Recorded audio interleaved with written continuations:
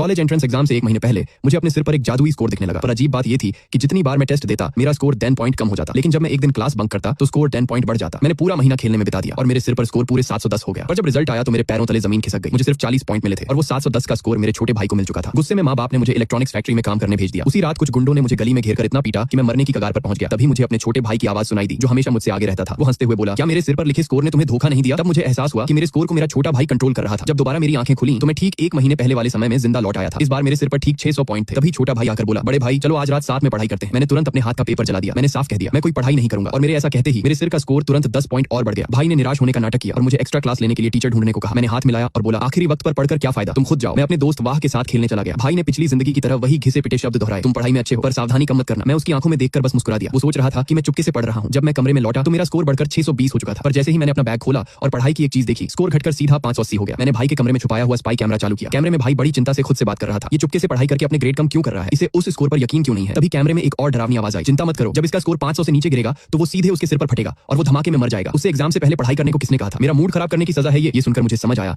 कि पढ़ाई करना मतलब मौत को दावत देना था। मुझे इस जादुई स्कोर को धोखा देने का तरीका ढूंढना था। मैंने 1 घंटे तक अनगिनत तरीके आजमाए पर स्कोर गिरता ही गया और 500 पर आते ही लाल होकर ब्लिंक करने लगा। मैं बुरी तरह घबरा गया। मैंने तुरंत किताबें बंद की और रात बिताने के लिए एक बार बार में चला गया। वहां पहुंचते ही मेरा स्कोर वापस बढ़कर 630 हो गया। वहां स्पाई कैमरे में मेरा भाई भी मेरा स्कोर देखकर हंस रहा था। वो बोला, ये बेवकूफ मेरे स्कोर से धोखा खा गया, अब इसकी किस्मत खराब होने वाली है। उसे लग रहा है कि उसे सच में 600 मिलेंगे पर वो स्कोर तो मेरा होना चाहिए। मैं उसकी मूर्खता पर हंसा और सर्विलांस कैमरा बंद कर दिया। उसे अंदाजा भी नहीं था कि मैंने स्कोर के साथ खेल कर दिया था। मैं बाहर के सोफे पर बैठकर पूरी रात दीवारों पर लिखे फॉर्मूले याद कर रहा था पर वो जादुई स्कोर इसे पकड़ नहीं पाया। तभी वेटर ने बिल के लिए दरवाजा खटखटाया। मैंने तुरंत अपने भाई को फोन लगाया और कहा, भाई मैं बार में फंस गया हूं, जल्दी से मेरे अकाउंट में पैसे भेजो। वो नाटक करते हुए बोला, बड़े भाई एग्जाम से पहले तुम ऐसी जगह कैसे जा सकते हो, घर लौट आओ। मैंने कहा, मम्मी पापा को मत बताना, जल्दी 10,000 ट्रांसफर करो। मैंने बड़े भाई होने की दुहाई दी कि अगर बार वालों ने घर पर बताया तो पापा मुझे पढ़ाई के लिए पकड़ ले जाएंगे। भाई ने तुरंत खुश होकर मुझे 15,000 रुपए भेज दिए। उन्हीं पैसों के दम पर मैं पूरे एक महीने तक आराम से बार में ऐश करता रहा। मैं सीधे एग्जाम से एक दिन पहले घर लौटा। मेरी आंखों के नीचे काले घेरे थे पर मेरे सिर का स्कोर अब पूरे 710 तक पहुंच चुका था। भाई ने नाटक करते हुए कहा, बड़े भाई तुम आ गए, अच्छा हुआ तुमने एग्जाम नहीं छोड़ा। तभी मां चिल्लाई, पूरे एक महीने बाद आए हो, तुम वहीं मर क्यों नहीं गए? मां की नफरत अभी मन में चुभी ही थी कि पिता ने मेरे मुंह पर एक जोरदार थप्पड़ जड़ दिया। पापा गुस्से में चीखे, बेशर्म, एग्जाम के इतने अहम मौके पर तुम बार में अय्याशी कर रहे थे। अगर दादी ने जिद न की होती तो मैं तुम्हें एग्जाम भी न देने देता। फिर पापा ने मेरे घुटने पर जोरदार लात मारी और मैं जमीन पर गिर पड़ा। मैंने रोते हुए कहा, क्या आप मुझे मार डालना चाहते हैं? मुझे कल एग्जाम देना है। पापा बोले, तुम जैसे आवारा को एग्जाम देने की जरूरत नहीं है। तभी भाई बीच में आकर बोला, पापा दादी की बात मत भूलिए, भाई को एग्जाम तो देना ही होगा। दादी का नाम सुनकर पापा शांत हुए और मुझे भाई के साथ एग्जाम सेंटर ले गए। 2 दिन तक एग्जाम देने के बाद भाई खुशी खुशी सेंटर से बाहर आया। वो माता पिता से बोला, मेरा एग्जाम बहुत जबरदस्त गया है। पापा खुश होकर बोले, चलो आज ही तुम्हारी दादी को बुलाकर इस कामयाबी का जश्न मनाते हैं। भाई का वो अतिआत्म विश्वास देखकर ठीक उसी पल मेरे सिर पर मंडरा रहा 710 का स्कोर हमेशा के लिए गायब हो गया और मैं मन ही मन मुस्कुरा उठा। मैंने मन ही मन कहा, छोटा भाई इस बार मात तुमने खाई है। रिजल्ट के बाद माता पिता मेरे भाई को ग्रेजुएशन ट्रिप पर ले गए और मुझे घर पर अकेला भूल गए। पर मुझे इस बात का जरा भी दुख नहीं था, बल्कि एक बहुत बड़ी राहत महसूस हो रही थी क्योंकि असली धमाका तो अब ट्रिप पर होने वाला